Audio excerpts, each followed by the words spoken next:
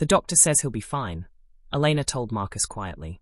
No concussion, and the stitches can come out in a week. That's good news, Marcus replied, though his attention was focused on Ethan, who was studying him with the frank curiosity of a 4-year-old.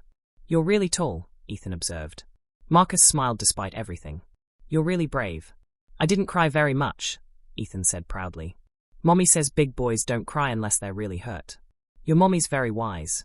Elena shifted uncomfortably, clearly wanting to end this interaction, but unsure how to do so without being rude to the man who'd just helped her son. We should get home, she said finally. It's way past someone's bedtime. Marcus nodded and led them back to his car.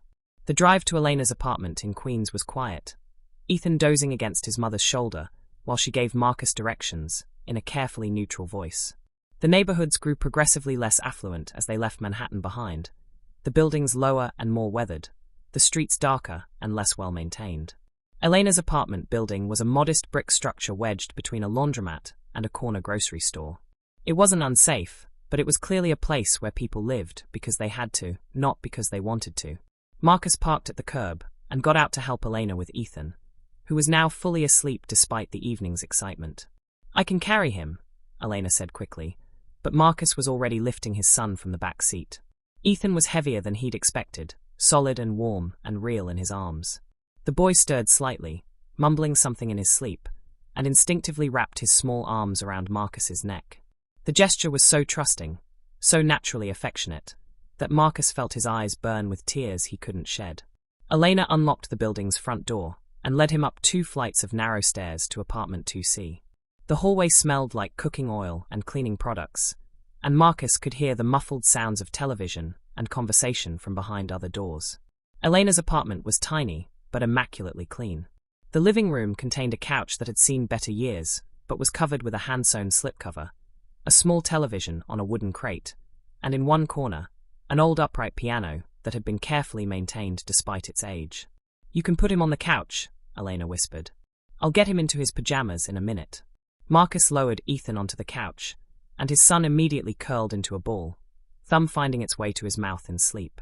For a moment, Marcus simply stood there looking down at him. This beautiful child he'd helped create, but had never known existed. He's perfect, Marcus said softly. Elena's face hardened. He is. And he's mine. The possessiveness in her voice was unmistakable, and Marcus understood the warning behind it. Elena had spent 4 years being the only parent Ethan had ever known. She wasn't going to share that role easily, especially not with the man who'd abandoned them both. Elena, I need you to understand. No. She cut him off, her voice sharp despite her efforts to keep quiet. You need to understand. You don't get to show up after 5 years and act like you have rights here. You don't get to play hero because you drove us to the hospital. You made your choice a long time ago. I never knew about him, Marcus said desperately. If I had known Elena was pregnant, if I had known about Ethan, you would have what? Married me? Set us up in some nice apartment where you could visit when it was convenient. Elena's laugh was bitter. You had my number, Marcus. I gave it to you that morning on the beach, remember? You promised to call. I lost it. There was a crisis at work, and I lost the napkin, and by the time I tried to find you again, you lost it. Elena's voice was flat, disbelieving. You lost my number.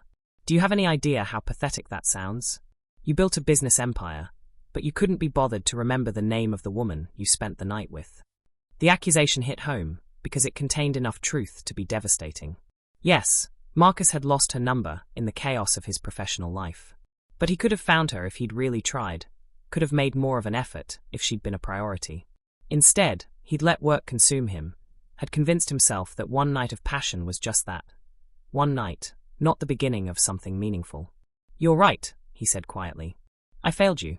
I failed both of you. But I'm here now, and I want to make it right. Make it right. Elena's eyes flashed with anger. You think you can just write a check and make up for 4 years of single parenthood? You think you can buy your way into his life? That's not what I want. Then what do you want, Marcus? Because from where I'm standing, it looks like you've suddenly developed a conscience now that you've seen him on television. Now that you know he exists and he's talented, and he might reflect well on the great Marcus Sterling. Her words stung because they weren't entirely wrong. Marcus had spent 5 years not looking for Elena, not wondering about that night or its consequences. It had taken seeing Ethan on television to make him confront what he'd lost. I want to know my son, he said simply. I want to be part of his life. I want to help take care of both of you. Help take care of us. Elena repeated the phrase like it left a bad taste in her mouth. We've been taking care of ourselves just fine, thank you. Ethan is happy and healthy and loved. He doesn't need a father who shows up when it's convenient and disappears when it's not. I wouldn't disappear. You already did. Once. Elena moved to the couch and gently stroked Ethan's hair. He's 4 years old, Marcus. He's never asked about his father because I told him that some families have daddies and some families don't, and we're the kind that doesn't. He's okay with that. He's okay with having just me. But even as she said it, Marcus caught the slight tremor in her voice, the doubt she was trying to hide. He'd done his research on child development and single parenting in the days since he'd found them. He knew that boys Ethan's age often began asking questions about their fathers, wondering why they were different from their friends who had dads to play catch with and read bedtime stories. What about what I want? Marcus asked quietly. Don't I have any rights here? Rights? Elena's voice rose slightly, then dropped back to a whisper as she remembered her sleeping son. You gave up your rights when you walked away 5 years ago. You gave up your rights when you made me face pregnancy and childbirth alone. You gave up your rights when you missed his first word, his first step, his first day of school. Each accusation was like a knife to Marcus's heart, but he forced himself to listen, to absorb the full weight of what his absence had cost. Elena was right. He had given up his rights through neglect and abandonment. But he was here now, ready to claim them again if she'd let him. I can't undo the past, he said. But I can be here for his future. For both of your futures. Elena was quiet for a long moment, her hand still stroking Ethan's hair as she considered his words.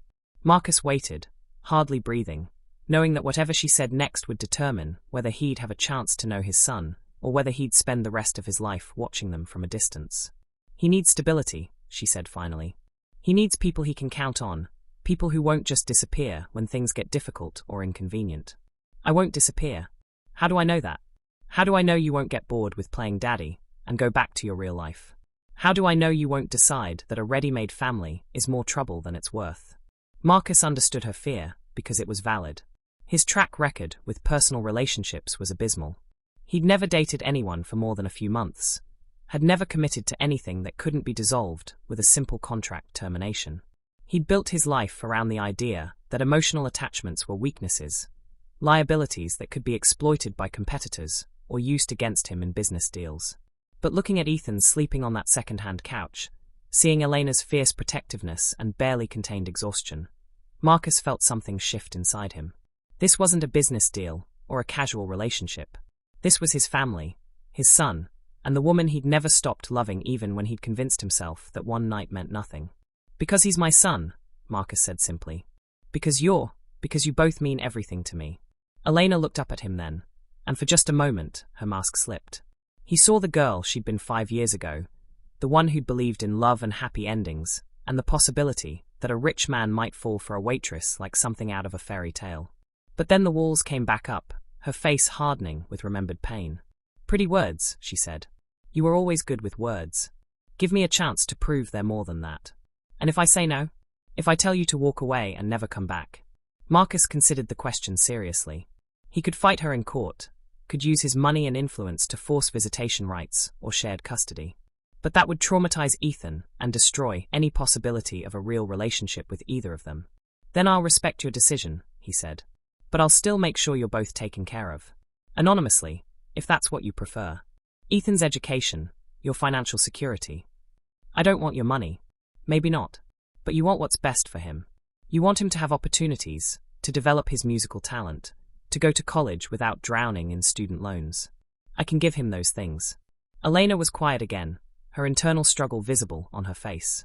Marcus could see her weighing her pride against Ethan's future, her fear of trusting Marcus against her desire to give her son every possible advantage. If, and I mean if, I were to consider this, she said slowly, there would be conditions. Rules. Name them. You don't get to just show up whenever you feel like it. If you're going to be part of his life, you commit to it completely. Regular visits at scheduled times. You don't disappoint him. You don't cancel because something more important comes up. Agreed.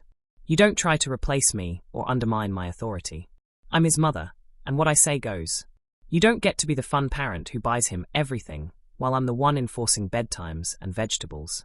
Understood. And you don't tell him who you are. Not yet. If we do this, we do it slowly. You're just a friend. Someone who wants to help out. He's been through enough changes in his life, without suddenly discovering he has a father. That last condition was the hardest to accept, but Marcus nodded. How long? I don't know. Months, maybe. Long enough for me to see if you're serious about this, if you're really going to stick around. Long enough for him to get comfortable with you before we complicate things with labels and explanations. Marcus wanted to argue, wanted to claim his son immediately and openly.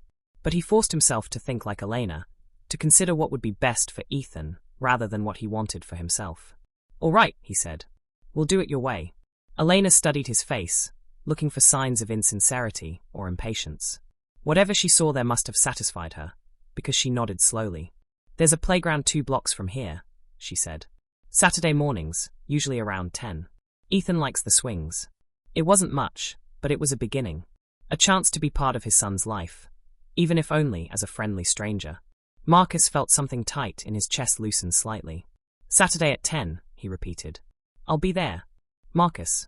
Elena's voice stopped him as he moved toward the door. Don't make me regret this. Don't make me have to explain to him why another person he trusted just disappeared. The warning was clear, and Marcus nodded his understanding. He was being given one chance, maybe the only chance he'd ever get, to prove himself worthy of his son's trust and Elena's forgiveness.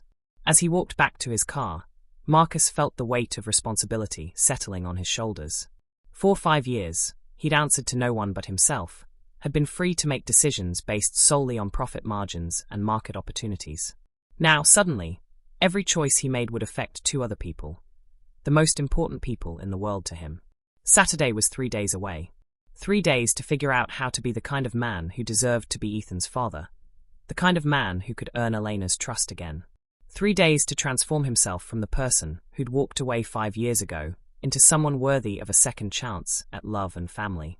3 days. It took James Murdoch exactly 3 days to locate Elena Matthews and her son, which was approximately 2 days and 23 hours longer than Marcus had wanted to wait. He spent those days pacing his office like a caged animal, snapping at his assistant, cancelling meetings, and accomplishing absolutely nothing except wearing a groove in his handmade Italian leather shoes. When Murdoch finally called, Marcus nearly lunged for his phone. Found them, the investigator said without preamble. Elena Rodriguez, now Elena Matthews. She legally changed her name about 4 years ago. She works 2 jobs. Days at Morrison Elementary School as a teacher's aide, evenings at Romano's restaurant as a waitress. Lives in a 1-bedroom apartment in Queens, 47th Avenue. Marcus wrote down the address with shaking hands. The boy, Ethan Rodriguez Matthews, age for years, 3 months. Born exactly 9 months after that charity gala you mentioned. He's enrolled at Little Sprouts Daycare while she works her day job, attends some kind of music program at the community center twice a week. 9 months. Marcus closed his eyes, the confirmation hitting him harder than he'd expected. There was no doubt now. Ethan was his son. There's more, Murdoch continued. She's struggling financially. 3 months behind on rent. Her car was repossessed 2 weeks ago, and she's been juggling credit cards to keep the lights on. But get this, she's never applied for any kind of public assistance. Pride, I guess. Pride. Yes, Marcus remembered Elena's pride. The way she'd worked 3 jobs rather than accept help from anyone. The way she'd insisted on paying for her own coffee the morning after they'd spent the night together, even though she'd clearly been counting change in her purse. Send me everything, Marcus said. Photos, schedules, financial records. Everything you've got. Already in your email. Marcus? Murdoch's voice carried a note of warning. Tread carefully with this one. Single mothers who've been abandoned once tend to be protective. Abandoned. The word hit Marcus like a physical blow. Because that's what he'd done, wasn't it? He'd made love to Elena, made promises he hadn't kept, and then disappeared from her life completely. From her perspective, from Ethan's perspective, he'd abandoned them. After ending the call, Marcus opened the email Murdoch had sent and scrolled through the attached files. There were surveillance photos taken from across the street. Elena walking Ethan to daycare in the morning, both of them bundled against the October cold. Elena hurrying from the school to the restaurant, still in her teacher's aide uniform. Elena helping Ethan practice piano in the community center, her face glowing with maternal pride. In every photo, Elena looked tired. Not just physically exhausted, but worn down by the weight of responsibility and financial stress. Her clothes were neat but clearly inexpensive, purchased from discount stores and carefully maintained. Her shoes were practical rather than fashionable, chosen for comfort during long shifts on her feet. But Ethan was beautiful. Even in the grainy surveillance photos, Marcus could see his own features reflected in the boy's face.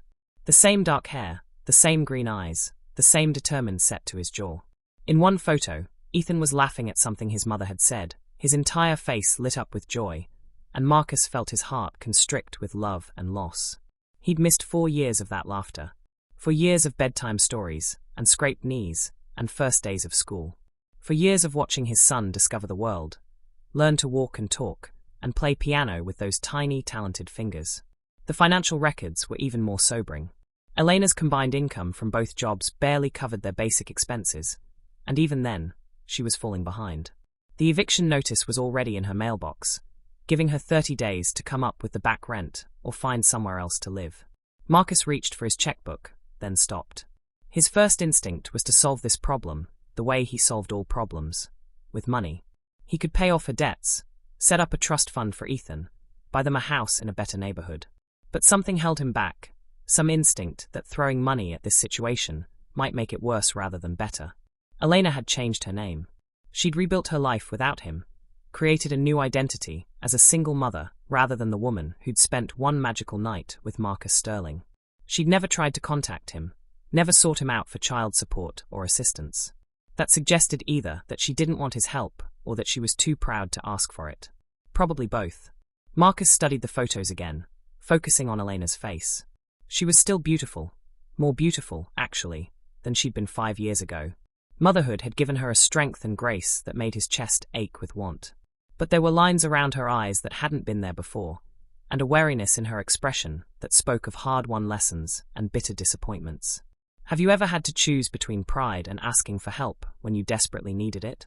What would you do if someone from your past appeared wanting to make amends? Let me know in the comments. He needed to see her in person. Not Ethan, not yet. The boy didn't know he existed, and Marcus wouldn't complicate an innocent child's life until he understood what Elena wanted. But he needed to talk to her, to explain why he'd never called, to find out if there was any chance she might forgive him.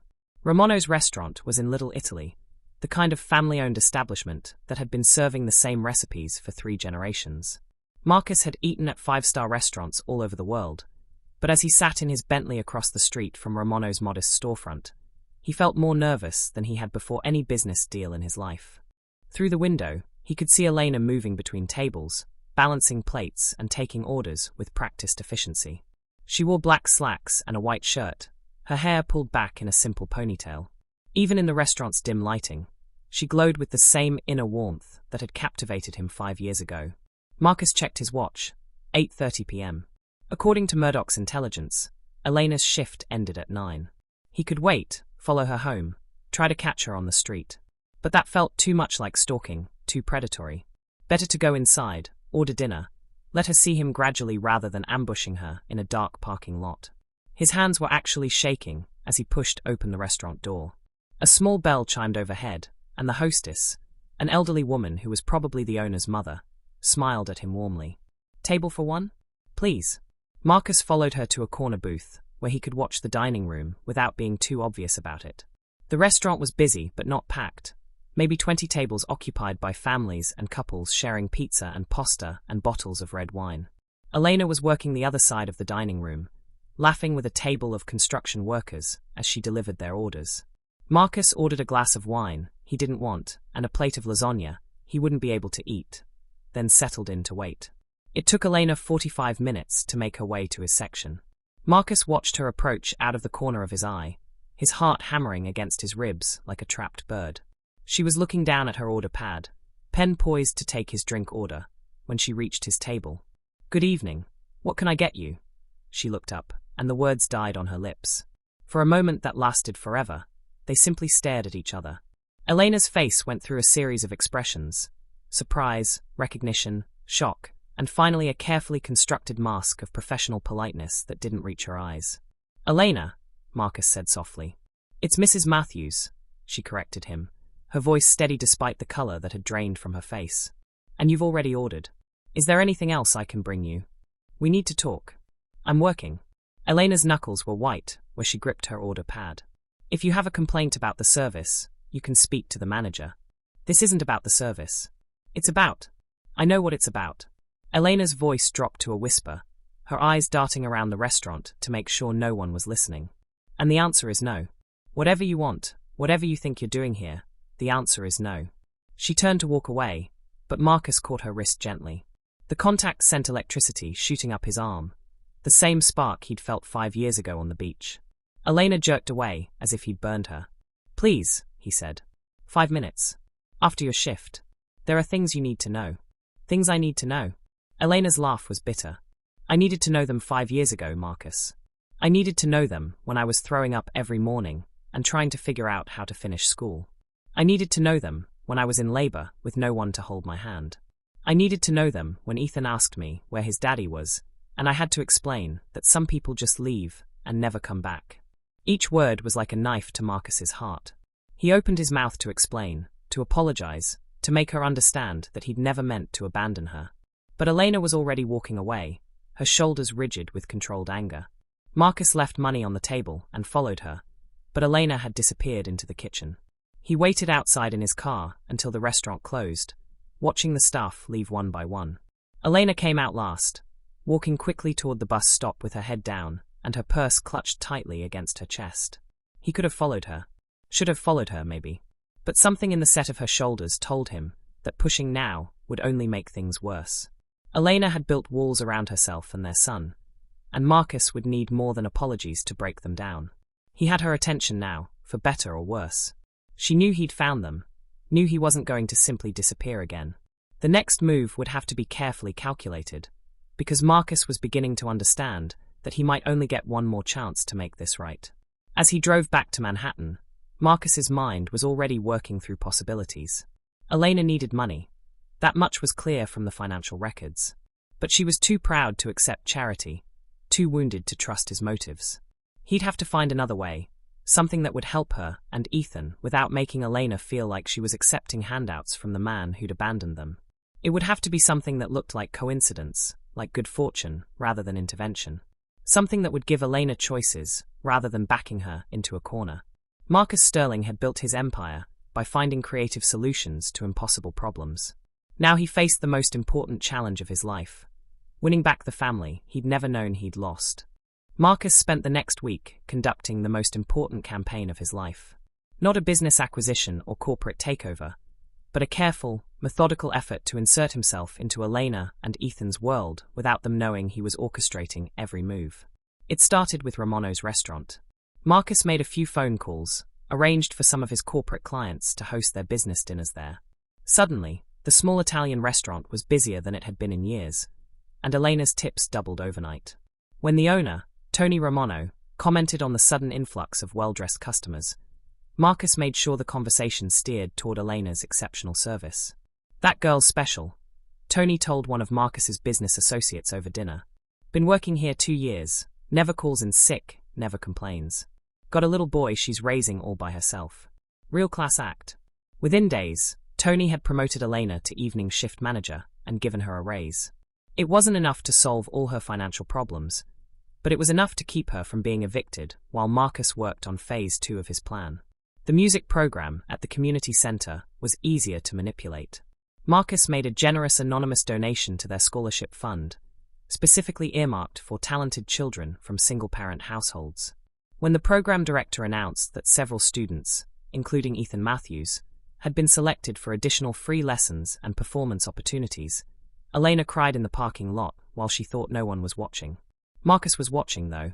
He'd taken to driving past the community center on Tuesday and Thursday evenings, parking far enough away that Elena wouldn't notice his Bentley, but close enough that he could see her and Ethan through the windows. His son, his son, was remarkable at the piano. Even at 4 years old, Ethan had a natural talent that took Marcus's breath away.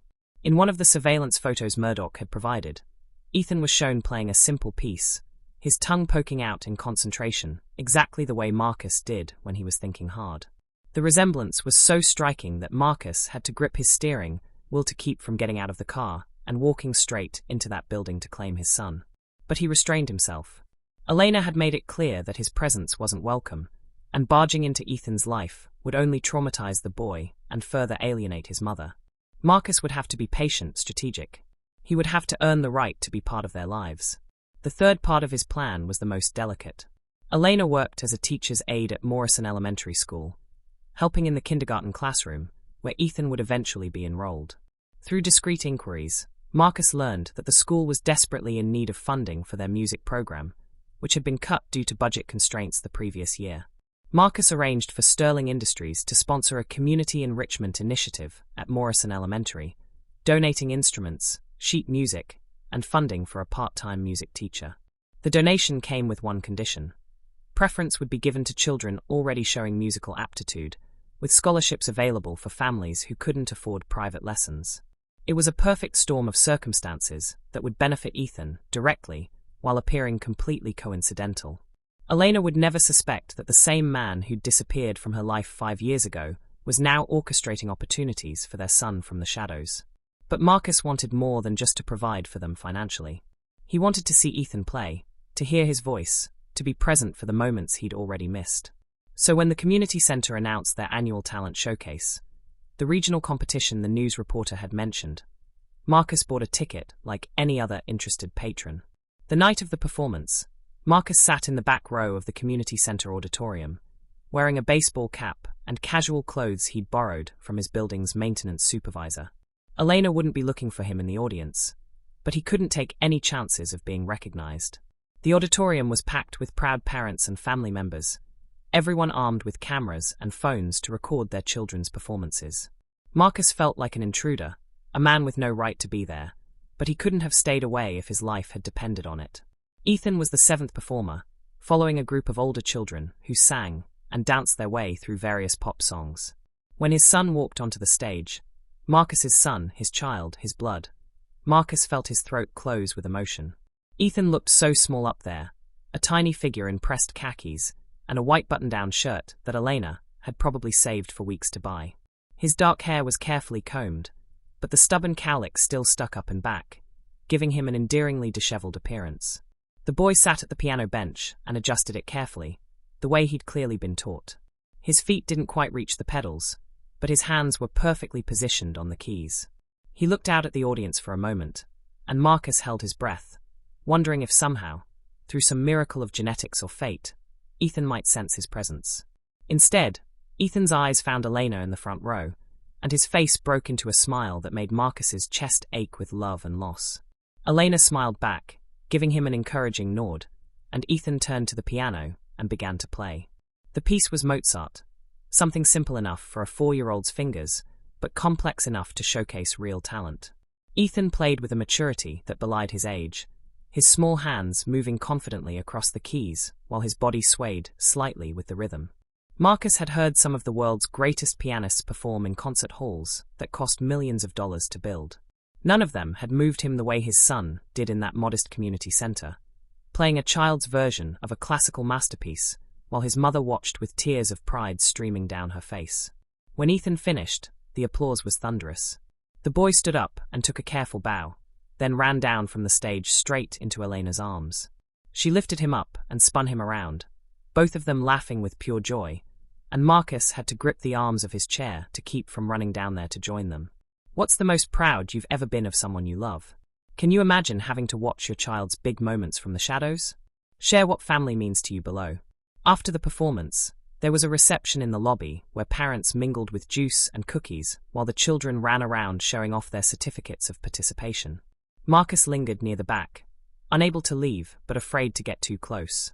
He watched Elena talk with other parents, saw how easily she fit in despite the financial differences that were obvious if you knew what to look for. Her dress was simple and inexpensive, but she wore it with such grace that it looked elegant. She laughed at the right moments, complimented other people's children with genuine warmth, and kept one eye on Ethan as he played with his friends. She was magnificent.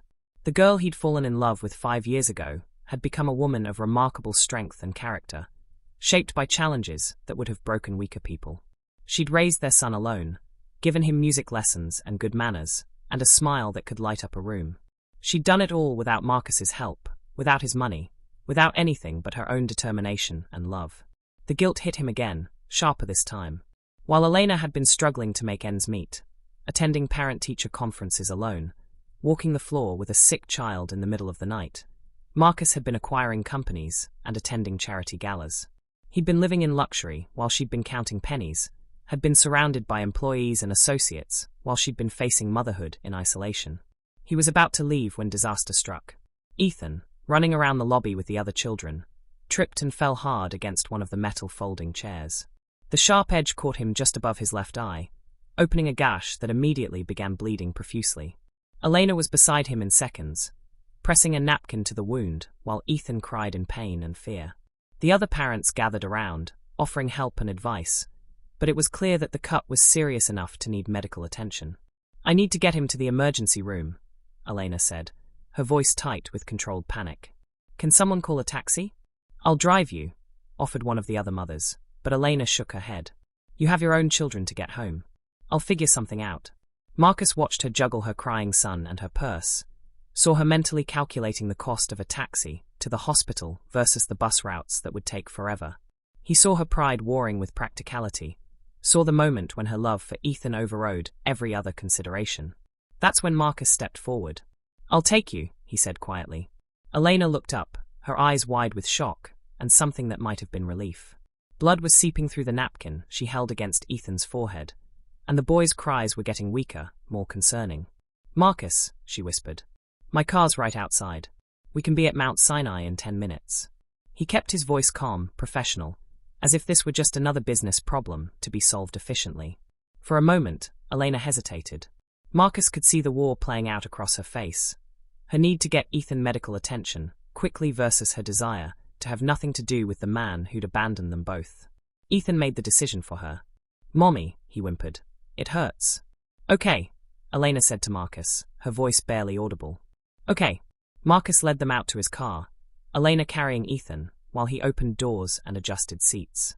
As they pulled away from the curb, Ethan's cries quieted to soft whimpers, and Elena kept pressure on the wound while murmuring reassurances in both English and Spanish. "You're okay, baby," she whispered. "Mommy's here. Everything's going to be okay." Marcus drove faster than he'd ever driven in the city, weaving through traffic with the skill of a man who'd learned to drive on the streets of Brooklyn before he could afford a Bentley. He called ahead to the hospital, used his name and connections to ensure they'd be seen immediately rather than waiting in the emergency room for hours. It wasn't until they were in the car, racing through the neon-lit streets toward the hospital, that Marcus realized this was the first time he'd been in the same space as his son. Ethan was in the back seat with Elena, scared and hurt, but alive and real, and breathing the same air as his father. Marcus caught glimpses of him in the rearview mirror, those green eyes so much like his own, now bright with tears and pain. He wanted to reach back and touch him, to comfort him the way Elena was doing, to somehow make up for 4 years of absence in a single moment. But that wasn't how it worked. Marcus was still a stranger to his son, still the man who'd disappeared before Ethan was born. The fact that he was helping now didn't erase the years of abandonment, didn't give him instant rights or privileges. When they reached the hospital, Marcus used his influence to get them seen immediately. The cut required 6 stitches, and Ethan was brave through the whole procedure, holding Elena's hand while the doctor worked. Marcus waited in the hallway, pacing and checking his watch and feeling utterly helpless.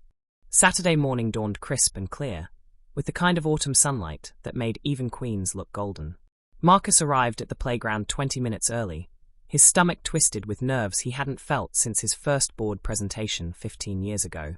He'd changed clothes 3 times, finally settling on jeans and a navy sweater that he hoped looked casual, but not sloppy, approachable, but not like he was trying too hard. The playground was small but well-maintained, with bright red and yellow equipment surrounded by a handful of benches where parents could supervise while enjoying their morning coffee. Marcus chose a bench with a clear view of the entrance and tried to look like he belonged there, like he was just another father enjoying a weekend morning with his child. At exactly 10 o'clock, Elena appeared with Ethan in tow. The little boy was bundled up in a puffy blue jacket and striped mittens, a knit hat pulled down over his ears to cover the bandage from his stitches. He broke away from his mother the moment he saw the swings, running toward them with the boundless energy of a 4-year-old who'd been cooped up indoors. Elena followed more slowly, her eyes scanning the playground until they landed on Marcus. She gave him a small nod, acknowledgement, not quite a greeting, and settled onto a bench where she could watch both her son and the man who claimed to be his father. Marcus waited until Ethan had been swinging for a few minutes before approaching. The boy was pumping his legs enthusiastically, trying to swing higher and higher, while singing some song under his breath. "Pretty good form," Marcus said, settling onto the empty swing beside him. Ethan glanced over, his face breaking into the easy smile of a child who'd been taught to be polite to adults. "I can go really high," he announced. "Want to see?" "Absolutely." Marcus watched his son swing, marveling at the unself-conscious joy on his face, the way he threw his head back and laughed when he reached the peak of his arc. Everything about Ethan was so alive, so present in the moment, so different from the careful control that governed Marcus's own life. "Do you have kids?" Ethan asked, slowing down his swing so he could talk more easily. "No," Marcus said, the words sticking in his throat. Not really. That's sad. Kids are fun. My mom says I'm the best kid ever, but she might be a little bit biased because she loves me so much." Marcus smiled despite the ache in his chest. "Moms are like that. They love their kids more than anything else in the world. Do you think your mom loved you that much?" The question was so innocent, so naturally curious, that Marcus felt his throat close with emotion. "I hope so," he managed. "She died when I was little, so I don't remember very much about her." Ethan stopped swinging entirely, his face scrunched up with the kind of serious consideration 4-year-olds brought to life's big questions. "That's really sad," he said finally. "I would be really sad if my mom died. But maybe she's watching you from heaven? That's what my mom tells me about people who die, that they watch us and make sure we're okay." "Maybe she is," Marcus agreed, touched by his son's earnest attempt at comfort. They swung in companionable silence for a while, and Marcus found himself relaxing for the first time in days. This was easier than he'd expected. Just being present, letting Ethan lead the conversation, enjoying the simple pleasure of spending time with a child who saw the world with wonder and kindness. "I can play piano," Ethan announced suddenly. "Do you like music?" "I love music. I heard you're really good." Ethan beamed with pride. "I won a certificate last week, and I get to go to the big competition next month. Mom says if I practice really hard, I might even win a trophy. That's exciting. Will you play something special for the competition?" "Uh-huh. It's called Fur Elise, but it's really hard to say, so I just call it the pretty song. Want to hear it?" Before Marcus could answer, Ethan had jumped off the swing and was running toward the bench where Elena sat. Marcus followed, his heart hammering as his son chatted excitedly about his piano piece. "Mom, can I play the pretty song for the nice man? He likes music." Elena looked up from her book, her eyes moving between Ethan's eager face and Marcus's carefully neutral expression. "Honey, there's no piano here. I can hum it, and I can show him the finger parts." Ethan was already positioning his small hands, as if there were a keyboard in front of him, his fingers moving in the patterns he'd memorized through hours of practice. He began to hum Beethoven's Fur Elise, his high, sweet voice carrying the melody while his fingers danced through the air. It was simultaneously heartbreaking and beautiful. This talented child performing for the father he didn't know he had, pouring his whole heart into music that connected them across the years of separation. Marcus felt tears threatening and had to look away for a moment. When he looked back, Elena was watching him with an unreadable expression, her own eyes suspiciously bright. "That was wonderful," Marcus said when Ethan finished. "You're going to do great at the competition. Will you come watch me?" Ethan asked impulsively. "Mom always comes, but it would be fun to have other people cheering for me too." Marcus glanced at Elena, not wanting to overstep the boundaries she'd established. She hesitated for a moment, then nodded slightly. "I'd be honored to watch you perform," Marcus told Ethan. They spent another hour at the playground, with Ethan showing off his skills on the monkey bars and slide, while Marcus and Elena maintained a careful distance. Marcus pushed Ethan on the swings when asked, helped him up when he fell, and answered his endless questions with the patience of a man who was storing up every moment like treasure. When Elena announced it was time to go home for lunch, Ethan protested with the universal whine of children everywhere. "But I want to play more. Can't we stay a little longer? Please. We need to get home so you can practice piano before your lesson this afternoon," Elena said firmly. "Say goodbye to Mr. Sterling." Marcus's heart clenched at hearing his name, at the realization that his son would remember this morning as time spent with Mr. Sterling, rather than with his father. But he forced himself to smile and accept Ethan's enthusiastic hug. Will you come back next Saturday? Ethan asked, looking up at Marcus with hopeful eyes. If it's okay with your mom, I'd like that very much. Ethan turned to Elena with pleading eyes that probably worked on her 90% of the time. Can he, Mom? Please. He's really nice, and he likes my music, and he doesn't have any kids of his own to play with. Elena's smile was tight, but she nodded. We'll see, honey. As they walked away, Ethan skipping ahead while Elena maintained her careful distance, Marcus felt both elated and heartbroken. He'd spent 2 hours with his son, 2 precious hours of swings and laughter and simple conversation. But he was still a stranger, still Mr. Sterling, instead of Daddy, still watching them leave without him. The pattern continued for 3 more Saturdays. Marcus would arrive early, spend the morning playing with Ethan while Elena watched from her bench, then go home to his empty penthouse and count the hours until he could see them again. It was the best part of his week, and also the most painful, being so close to the family he wanted while still being held at arm's length. Gradually, Elena began to relax around him. She started bringing a thermos of coffee to share, would answer his careful questions about Ethan's development and interests, even laughed occasionally at his stories about learning to navigate the playground politics of 4-year-olds. But she never let him forget that this was temporary, conditional. She never stopped watching him with eyes that expected disappointment, that waited for him to prove her worst assumptions correct. The crisis came on the 4th Saturday, when Marcus arrived at the playground to find Elena sitting alone on their usual bench, her face streaked with tears. Where's Ethan? He asked, panic immediately flooding his system. He's fine, Elena said quickly. He's at Mrs. Rodriguez's apartment upstairs. I needed to talk to you. Marcus sat down beside her, close enough to offer comfort, but not so close as to invade her space. What's wrong? I got a call yesterday, Elena said, her voice carefully controlled. From the regional piano competition. They're moving the date up by 2 weeks because of a scheduling conflict with the venue. That's not necessarily bad news, is it? Ethan's been practicing. The entry fee increased, Elena interrupted. They decided to make it a bigger event, with professional judges and cash prizes.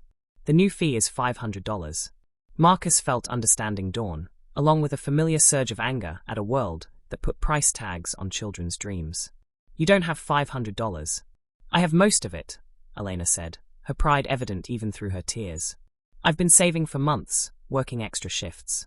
But with Ethan's medical bill from the emergency room and the rent increase I just got notice about, I'm short by $200. Elena, I know what you're going to say, she cut him off. And I know it would be easy for you to just write a check. But I can't take your money. I can't start down that road, because where does it end? The competition fee today, school clothes tomorrow, college tuition in 15 years? I won't make Ethan dependent on handouts from a man who might decide we're not worth the investment. Marcus wanted to argue, to point out that supporting his son wasn't charity, that he had both the right and the responsibility to provide for Ethan's needs. But he could see the pain in Elena's face, could understand the impossible position she was in. She wanted to give Ethan this opportunity. Marcus could see it in every line of her body. But accepting his help meant compromising the independence she'd fought so hard to maintain. It meant admitting that she needed him, that her love alone wasn't enough to give their son everything he deserved. What if it wasn't from me? Marcus asked carefully. What do you mean? What if there was another scholarship? Something from the music program or the school district? Would you feel differently about accepting that? Elena looked at him suspiciously. Marcus, no. I'm not going to let you manipulate things behind the scenes. I'm not going to pretend to accept charity from strangers when we both know it's really coming from you. Not from me, Marcus said, his mind racing through possibilities. From Sterling Industries, yes, but as part of our legitimate community outreach program. We sponsor talented students every year. Have been for years, long before I knew Ethan existed. It would be completely above board, processed through our normal channels. Do you think Elena should accept Marcus's help, even if it comes with complications? Have you ever had to choose between your pride and what's best for someone you love? Tell me what you think in the comments. And the fact that Ethan would qualify for this scholarship would be completely coincidental, I suppose. The fact that he qualifies is because he's talented and deserving. The fact that I know about his situation just means he won't get overlooked the way other deserving kids might. Elena was quiet for a long time, staring out at the playground where other families were enjoying their Saturday morning together. Marcus waited, knowing that pushing her would only make her more resistant. He's been practicing so hard, she said finally. 3 hours a day, sometimes more. He dreams about winning that trophy, about getting to play for all those people. He deserves the chance to try. If I say yes, if I let Sterling Industries sponsor him, it doesn't change anything between us. It doesn't give you more rights or more access to him. I understand. And if he doesn't win, if he gets nervous and makes mistakes, or just isn't good enough yet, you don't get to be disappointed in him. You don't get to decide he's not worth the investment after all. The suggestion that he might judge his son's worth based on performance stung. But Marcus nodded. I would be proud of him, no matter what happened. Just getting up there and trying takes more courage than most adults have. Elena studied his face, looking for signs of deception or manipulation. Whatever she saw there must have satisfied her, because she sighed and nodded. All right, but I want to see the paperwork. I want to make sure this is real, that it's not just you moving money around to make me feel better about accepting charity. It's real, Marcus assured her. Sterling Industries has sponsored dozens of students over the years. Ethan will just be one more name on a list. But even as he said it, Marcus knew that wasn't true. Ethan would never be just another name on a list. He was Marcus's son, his legacy, the most important investment he'd ever make. As they walked home together, Elena, Marcus, and Ethan, who had bounded down from Mrs. Rodriguez's apartment full of energy and stories, Marcus felt something he hadn't experienced in years. Not just happiness, but contentment. Not just success, but fulfillment. He had a family now, complicated and fragile and conditional as it might be. He had a son who looked forward to seeing him every Saturday, who hugged him goodbye and asked when he was coming back. He had a woman who was slowly, carefully beginning to trust him again. It wasn't the fairy tale ending he might have written, but it was real and it was theirs.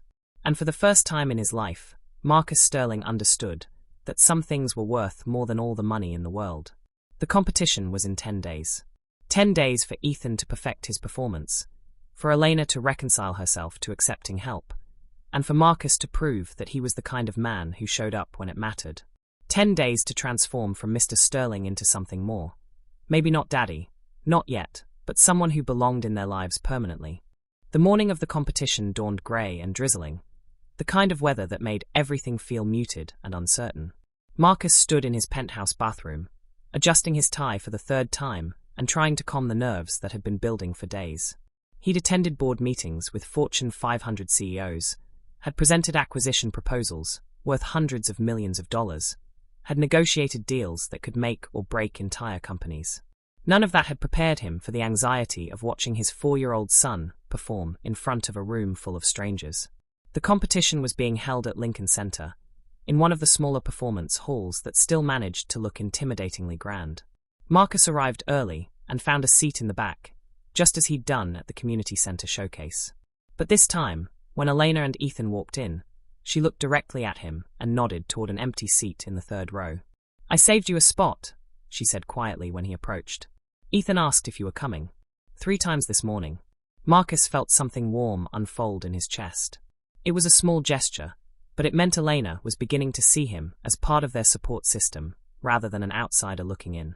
Ethan looked impossibly small in his navy blue suit, the same one he'd worn to the community center, carefully pressed and paired with a bow tie that Elena had probably spent an hour getting straight. His hair was slicked down except for that stubborn cowlick that refused to behave, giving him an endearingly formal appearance that made Marcus's throat tight with pride and love. Mr. Sterling.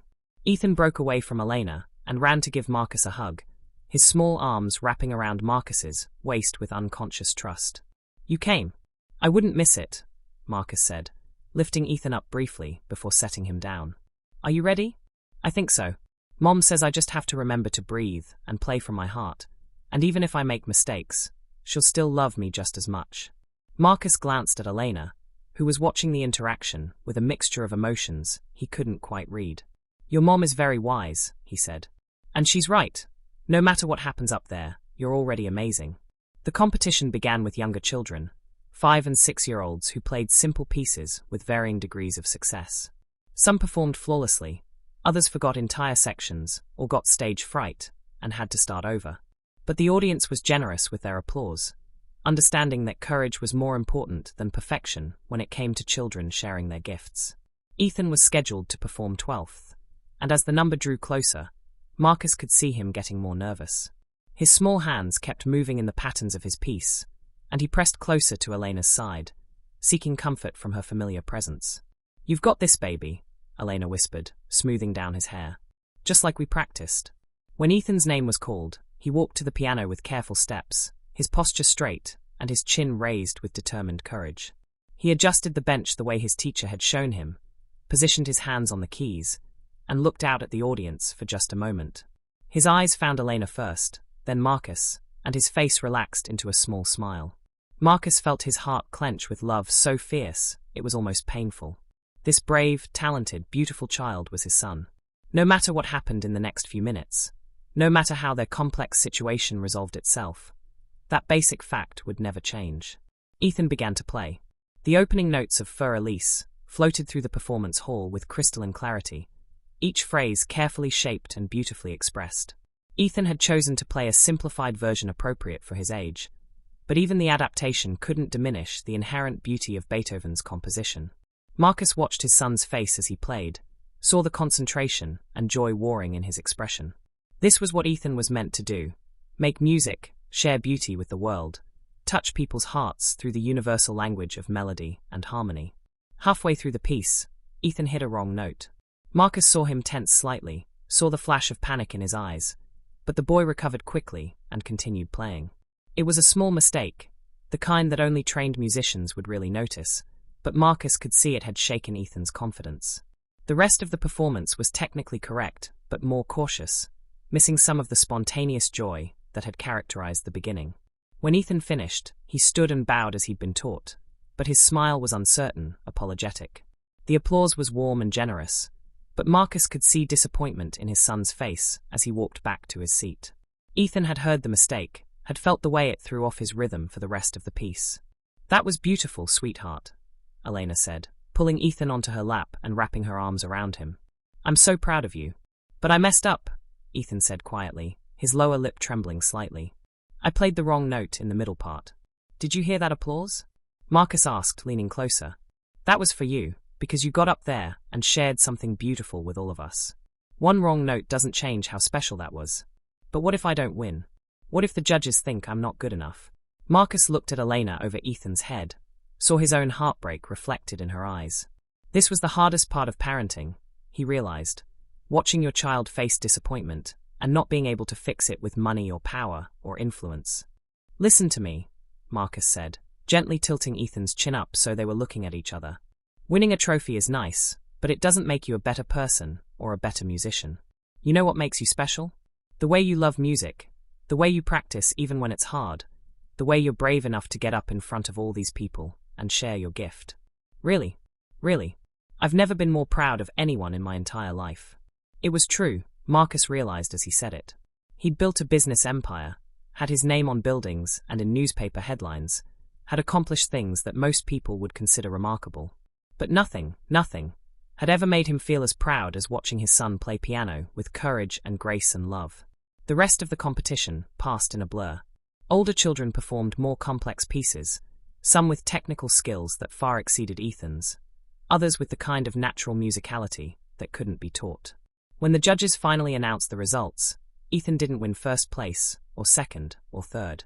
But he did receive an Outstanding Young Performer award, along with 2 other children in his age group. When his name was Kaye was Tuesday. Tuesday meant board meetings, contract reviews, and the methodical expansion of his business empire. After the clients left, Marcus loosened his Italian silk tie and poured himself a scotch from the crystal decanter his mother had given him for his 30th birthday. The amber liquid caught the afternoon light streaming through his windows, casting golden reflections across the polished surface of his desk. He'd worked through lunch again. Patricia had long since stopped reminding him to eat. He lived on coffee and determination, fueled by an obsession with control that had served him well in business, but left other areas of his life barren and cold. The television in his office hummed quietly in the background, tuned to the financial news channel. Marcus half-listened to reports of market fluctuations and merger announcements while reviewing his schedule for the rest of the week. Another series of meetings, another charity gala he'd attend alone, another night in his penthouse apartment overlooking Central Park. His phone buzzed with a text from his latest conquest. Some socialite named Vivian who collected men like expensive handbags. Dinner tonight? The plaza has a new chef.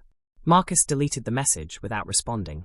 He'd grown tired of women who wanted him for his money, who treated him like a prize to be won rather than a person to be known.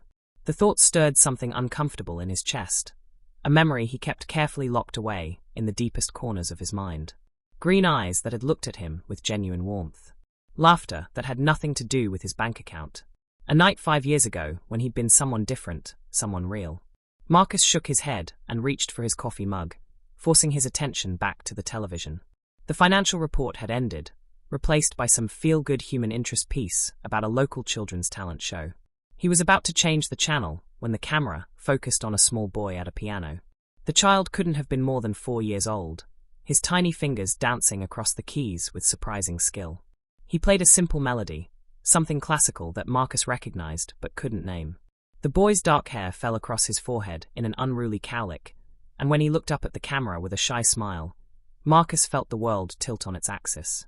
Those eyes. Christ, those eyes were his own. The coffee mug slipped from his fingers, exploding against the mahogany in a shower of porcelain and hot liquid. Marcus barely noticed the mess spreading across his desk, soaking into quarterly reports and acquisition proposals. His entire focus was locked on the television screen, on the child whose face was a perfect miniature of his own. 4-year-old Ethan Matthews has been playing piano since he was 2, the reporter was saying. His mother, Elena, says music has always been his first language. Elena. The name hit Marcus like a physical blow, stealing the breath from his lungs. The camera panned to show a woman standing beside the piano, her hand resting gently on the boy's shoulder. Even from behind, Marcus would have recognized that silhouette anywhere, the graceful curve of her neck, the way she held herself with quiet dignity despite the simple clothes she wore. When she turned toward the camera, 5 years fell away in an instant. Elena Matthews, though she'd been Elena Rodriguez that night, looked exactly as he remembered. Those same warm brown eyes, that generous mouth that had smiled at his terrible jokes, the strength that radiated from her even as she stood in what was clearly a modest community center rather than the luxury hotels he was accustomed to. Ethan is very excited about performing at the regional competition next month, Elena said, her voice carrying that slight accent that had enchanted him 5 years ago. We've been practicing every day after I get home from work. The camera returned to the boy, to Ethan, and Marcus felt something crack inside his chest. The child's resemblance to him was unmistakable. The same stubborn jawline, the same way of tilting his head when concentrating, even the same habit of running his tongue across his lower lip when thinking hard. What do you think Marcus is feeling right now as he stares at what could be his son? Have you ever had a moment that completely changed how you saw your life? Share your thoughts below. The memory came flooding back with crystalline clarity, as if he'd been holding it underwater, and it had finally broken free to the surface. The Sterling Industries charity gala, 5 years ago. He'd been 27 then, still building his empire, but already successful enough to host elaborate fundraisers for tax write-offs and social status. Elena had been working that night, not as a guest, but as part of the catering staff. He'd noticed her immediately, standing apart from the other servers with her quiet grace, and the way she carried herself with dignity despite the stark black uniform and comfortable shoes. While other servers faded into the background, she had presence. He'd found excuses to talk to her throughout the evening, first asking about the canapes, then the wine selection, then finally abandoning pretense altogether and simply striking up a conversation. She'd been studying business at a community college, working 3 jobs to pay her way, dreams of opening her own restaurant someday shining in her eyes. She hadn't known who he was at first. To her, he was just another man in an expensive tuxedo at an expensive party. When she finally realized he was the host, the man whose name was on the building and the checks, she'd tried to pull away. But Marcus had been captivated by her genuineness, by the way she saw him as a person rather than a net worth statement. They'd talked until the last guest left, and the cleanup crew finished their work. Marcus had offered to drive her home, and Elena had accepted after a moment's hesitation. But they hadn't gone to her apartment. Instead, they'd driven out to the coast, talking and laughing as the city lights faded behind them. They'd made love on the beach under a canopy of stars, the sound of waves providing a soundtrack to the most genuine connection Marcus had ever experienced. Elena had been soft and warm and real in his arms, and for those few hours, he'd forgotten about quarterly reports and board meetings, and the empire he was building. He'd just been a man in love with a woman who saw his heart instead of his bank account. But morning had come, as it always does. And with the sunrise came the phone calls. A crisis at one of his construction sites. A deal falling through that needed his immediate attention. Marcus had promised to call Elena, had scribbled down her number on a napkin from the glove compartment of his Bentley. He'd meant to call. God, he'd meant to call her that very day. But the crisis had led to another crisis, which had led to a merger opportunity that couldn't wait. Days became weeks, weeks became months, and somehow the napkin with Elena's number had gotten buried under the avalanche of his ambition. By the time he'd thought to look for her again, she'd vanished. The catering company said she'd quit. The community college had no forwarding address. It was as if Elena Rodriguez had simply evaporated from his world, leaving behind only the memory of the most perfect night of his life. Now, staring at the television screen as little Ethan Matthews finished his piano piece to enthusiastic applause, Marcus realized why Elena had disappeared. She'd been pregnant. Pregnant with his child. A son who had his eyes and his stubborn cowlick and his apparently inherited musical ability. The reporter continued her segment, but Marcus barely heard the words. His mind was reeling, calculating dates and possibilities, and the implications of what he was seeing. For years old, Elena had said she was studying business, had dreams of her own restaurant. Instead, she'd been raising his son alone, working God knew how many jobs to make ends meet while he built his empire in ignorant bliss. The guilt hit him like a sledgehammer. How many nights had Elena walked the floor with a crying baby while Marcus attended charity galas and business dinners? How many times had she struggled to pay rent while he signed multi-million-dollar deals? How many milestones had he missed? First steps, first words, first songs on that tiny piano. His hands shook as he reached for his phone, scrolling through his contacts for his private investigator's number. James Murdoch was the best in the business, discreet and thorough, the kind of man who could find anyone anywhere in the world.